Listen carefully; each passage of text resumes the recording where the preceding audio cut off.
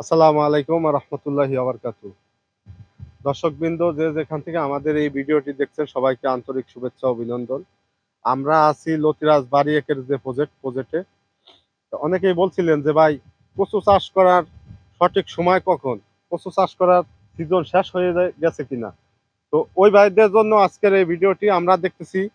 এই যে কৃষি গবেষণা কৃষি ইনস্টিটিউট যে বাংলাদেশ কৃষি কর্মকর্তারা মাঠ পর্যায়ে যে সমস্ত কৃষকদের চারা দিয়ে থাকে। তো আমরা স্যারদের সাথে যোগাযোগ করলাম। যোগাযোগ করে জানতে পারলাম যে তারা এখনো পর্যন্ত কোনো কৃষককে তারা চারা দেয় নাই। অথচ আমরা আহ, প্রায় 10 বিঘার কাছাকাছি জমিতে প্রজেক্টে চারা করছিলাম। আমাদের চারা অলরেডি শেষ। 1 বিঘা জমির চারা আর আমাদের আছে 40-50 হাজারের মতো আর চারা আছে। আমাদের প্রায় আপনার 8-9 লক্ষ চারা অলরেডি আমাদের শেষের পর্যায়ে। তো আমরা কৃষকদেরকে একটা বার্তা দেওয়ার জন্য মূলত এই কৃষি গবেষণায় আসা। সেটা হচ্ছে যারা চারা সংগ্রহ করতে চান, রতিরাজ অরিজিনাল বাড়ি একের চারা, যেটা আপনারা নাটোর, যশোর কোনো জায়গায় পাবেন না। ওই সমস্ত কৃষকরা তারা আপনারা যদি তাদের কাছে বাড়ি একের চারা চান, তারা বলবে যে হ্যাঁ, এই জাতটা ভালো না, এই জাতের ফলন কম হয়, আমাদের এইটাই অরিজিনাল জাত বাড়ি একের জাত, আপনারা এইটা চাষ করুন। ওই যে এই ধোঁকা থেকে বাঁচার জন্য এই ভিডিওটা আপনাদেরকে দিলাম। আপনারা আগে বাড়ি একটা চিনেন। বাড়ি একটা কিভাবে চিনবেন? এই যে এখানে দেখতেছেন সরকারি ভাবে একবারে সাইনবোর্ডে দেওয়া আছে বাড়ি পানিকচু এক, যেটা লতিরাজ বাড়ি এক নামে পরিচিত। আমরা দেখছি যশোরের কিছু দালাল চক্র আহ, এই আপনাদেরকে উল্টাপাল্টা বিভ্রান্ত করে উল্টাপাল্টা বুঝাইয়া এই বাড়ি পানিকচু এক কিংবা বাড়ি লতিরাজ বাড়ি এক কইয়া আপনাদেরকে অন্য অন্য জাত ধরাই দিতেছে। তো এখন আপনারা যারা কৃষক আছেন তারা কিভাবে চিনবেন লতিরাজ বাড়ি এক? এটা একটু টিয়া কালার থাকবে, পাতাটার কালার। পাতার মাঝখানে এই যে এরকম একটা ফুটা থাকবে। তো এরকম একটা লাল চিহ্ন জাতীয় ওই যে ফুটা পাতার মাঝখানে, হ্যাঁ, এটাই হচ্ছে অরিজিনাল বাড়ি এক, অথেন্টিক এবং অরিজিনাল বাড়ি এক। আমি আপনাদের চিনার স্বার্থে আর একটা পাতা ছিটতেছি। তো বাড়ি এক কিভাবে চিনবেন? এই যে দেখেন, ওই যে পাতার মাঝখানেও যে একটা টিপের মতো একটা ফুটা আছে, কালো একটা ফুটা, চিনার একমাত্র বৈশিষ্ট্য এটাই। আর এই যে কৃষি গবেষণার মাঠ থেকে যত চারা দেখতেছেন, এখানে দেখতেছি আমরা সর্বোপরি এই বাড়ি একের চারাটাই সবচেয়ে বেশি করা হয়েছে। কারণ হচ্ছে এই জাতটার চাহিদা বেশি। আহ, এখানে যারা কৃষি গবেষণার থেকে চারা নিতে চান তাদের প্রসেসিং এর মাধ্যম হচ্ছে তারা আগে এই যে বড় বড় কৃষি কর্মকর্তা যে ম্যাডাম এবং স্যাররা আছে তাদের সাথে আলাপ করতে হবে। আলাপ করে তারপরে আপনার ফর্ম জমা দিতে হবে।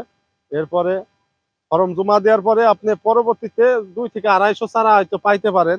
কারণ আপনার মতো অসংখ্য কৃষক এখানে নথিপত্র কাগজপাতি দিয়ে রাখছে। এখন তার স্যাররা কারে থুয়ে কারে দিবে চারা। তো এই জন্য যারা লতিরাজ অরিজিনাল বাড়ি একের যারা চারা খুঁজতেছেন কিংবা পাইতেছেন না, তারা আমাদের কাছে আসতে পারেন। আমাদের কাছে সরকারি ডকুমেন্ট, সরকারি নথিপত্র সব দিয়ে তারপরে আপনারা আমাদের কাছ থেকে এই লতিরাজ বাড়ি একের চারাটা সংগ্রহ করতে পারেন। এই যে আমি আছি বর্তমান কৃষি গবেষণা ইনস্টিটিউট ভিতরে। এখানে দেখতেছেন এই যে কচুর যতগুলো জাত আছে এগুলো সাইন দিয়ে আপনার এই যে সবকিছু আপনার এইভাবে দেখতেছেন সাজায় রাখছে। তারা মাঠ পর্যায়ে কৃষকদের হাতে 10 তারিখের পর থেকে টুকটাক কিছু চারা দিবে। আর আমাদের কাছ থেকে চারা নিলে আপনাদের কোনো হ্যাসাল পোহাতে হবে না।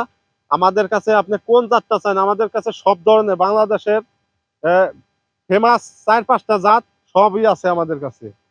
তো এই যে আপনাদের সাথে মাঠ থেকে সরাসরি এই ভিডিওটা দিলাম। আমার বাম সাইডে দেখতেছেন এই যে আলুর প্রজেক্ট, এখানে অনেকগুলো আলুর জাত নিয়ে স্যাররা কাজ করতেছে। যাই হোক, আমরা যেহেতু আলু চাষ করি না এই বিষয়ে আর আপনাদের সাথে কথা বলবো না। আমরা এখন কচু চাষ করি, কচু নিয়ে আপনাদের সাথে কথা বলতেছি। তো এই কচু চাষ করে আমাদের ভাগ্য বদল হয়েছে। আপনারা জানেন যে 4 বিঘা ধান করলে আর 1 বিঘা জমিতে কচু করলে তাও ওই লাভের সাথে আপনার তুলনা করা যায় না। কচুতে অবশ্যই পরিশ্রম আছে। যে কৃষক ভাইরা পরিশ্রম করতে পারেন তারাই শুধু কচু চাষে আসবেন। আর কচু চাষ করলে আপনার মোটামুটি একটা ভালো পর্যায়ে আপনি পৌঁছাইতে পারবেন। আপনি খাটাখাটনি করতে পারলে এ থেকে একটা ভালো টাকা, আপনি ভালো একটা অ্যামাউন্ট পাবেন, ভালো একটা অ্যামাউন্ট পাবেন এবং কি আপনার ভালো একটা টাকা পয়সা ইনকাম করতে পারবেন এখান থেকে। আর যে ভাইরা চারা সংগ্রহ করবেন দূর থেকে অনলাইনে চারা অর্ডার না দিয়ে সরাসরি আমাদের জমিতে আসার অনুরোধ রইল। আমরা চাই আপনারা সরাসরি জমিতে আইসা তারপরে আমাদের কাছ থেকে এই চারাগুলো সংগ্রহ করেন।